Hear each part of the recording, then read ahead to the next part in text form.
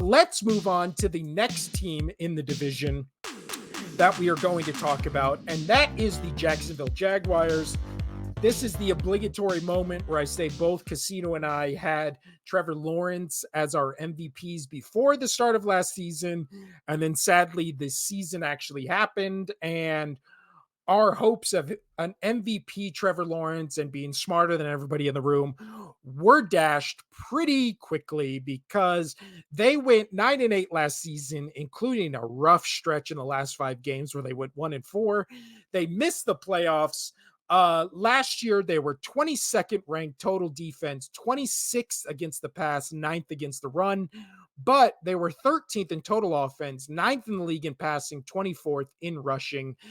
They're bringing back Doug Peterson as their head coach, bringing back Press Taylor as their offensive coordinator. However, they're bringing in a new defensive coordinator, Ryan Nielsen. He comes over from the Falcons last year as their defensive coordinator, where the Falcons were better.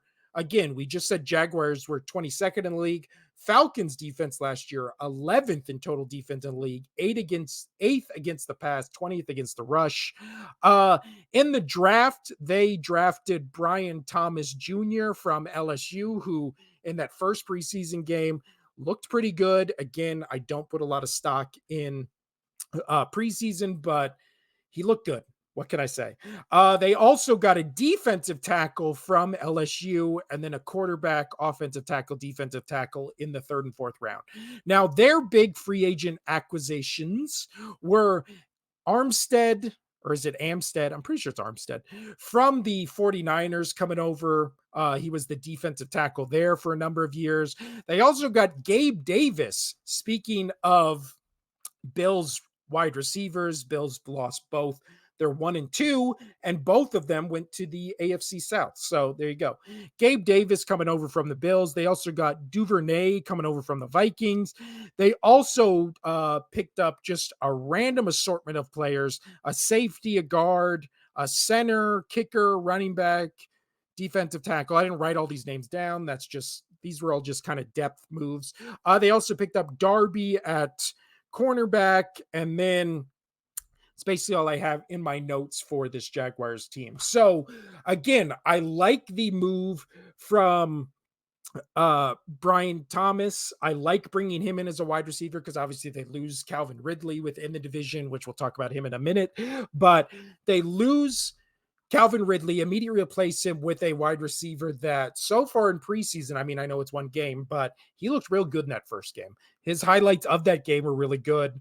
He had a great catch. You bring in a defensive coordinator from the Falcons who were better defensively in every category than your defense was last season. So that feels like a no-brainer. So if you look at what this team can be, which is a middle of the road, 13th, 14th, 15th ranked offense, again, no rushing attack.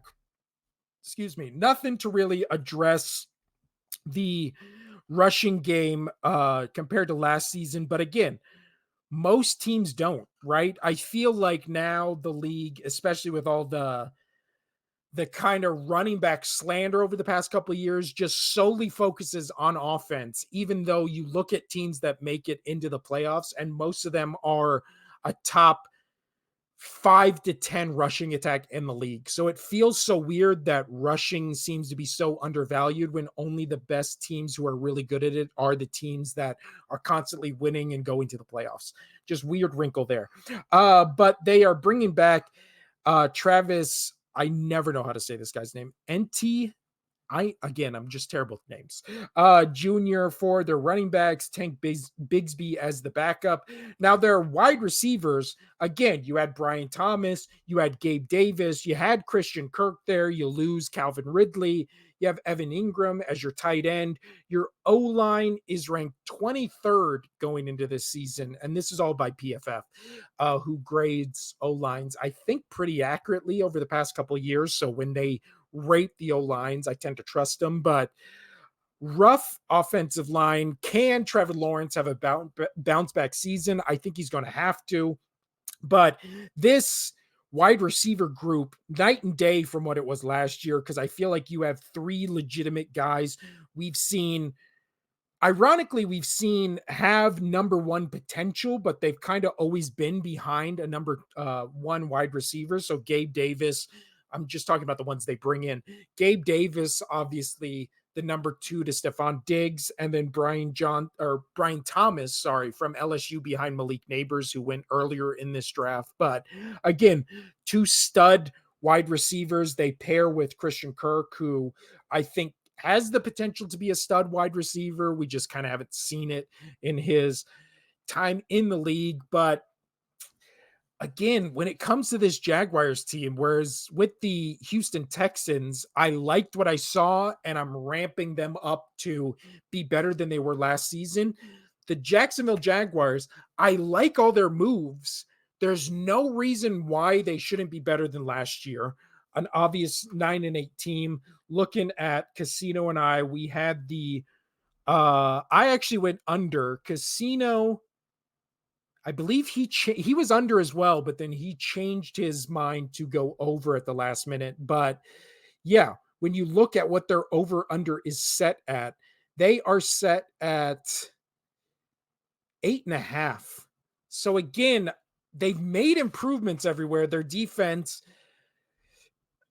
I picked under 8.5, so I think they're an 8-win team. I think I regret that because I do feel like this is a 9-10 win team. But again, will Trevor Lawrence continue to regress, or will he be who he was despite last year? Right? Was last year the outlier? Is that the new pattern? Right? So I feel like with this team, like the improvements they made on defense, like the pieces they added to the offense, but if Trevor Lawrence continues regressing, this is a 7-8 win team. If he's as good as he was previous to last year, this is a 10-11 win team. So I really do feel like this team specifically, this Jaguars team, rests on the shoulders of Trevor Lawrence, a guy who it's been questioned in the past, not by me, but by reporters and people who play with him, is a guy who's kind of like, yeah, I'm good at football. Football's cool. And that's kind of, again, fine. You're allowed to have that, but it feels weird to kind of put all your stock in a quarterback. Again, a quarterback who also got paid a bunch of money this offseason. The offensive signing that I forgot to mention on here, Mac Jones from the Patriots, is now the second string quarterback for this team. So does he push Trevor Lawrence? Is there actual quarterback competition? Probably not, because again, they just paid all this money to Trevor Lawrence, bringing in a guy who was a former first-round pick, a guy who started for 2-3 years for the Patriots. I don't think that stokes a fire under him. Maybe if they would have waited till after this season to sign him and then been like, oh, we're bringing in Mac Jones for competition, maybe that would have stoked the fire. But you can't bring in your competition and then give your starter a shitload of money and then be like, there's a quarterback competition, because even he's like, no, there isn't. You just gave me a truckload of money, right? So my concerns with this team are the regression of Trevor Lawrence. But if Trevor Lawrence can be what we've seen him be, or even better, this is, again, a true contender in this division. If not, I feel like they're going to be a lot like they were last year, where they won some games they were supposed to win, lost some games where you were like, how did you lose those games? But Jacksonville Jaguars, again, AFC South, when I was going through, doing my research, looking at all these teams, very interesting division. A division I feel like I'm going to watch more closely this year than I have the last couple of years.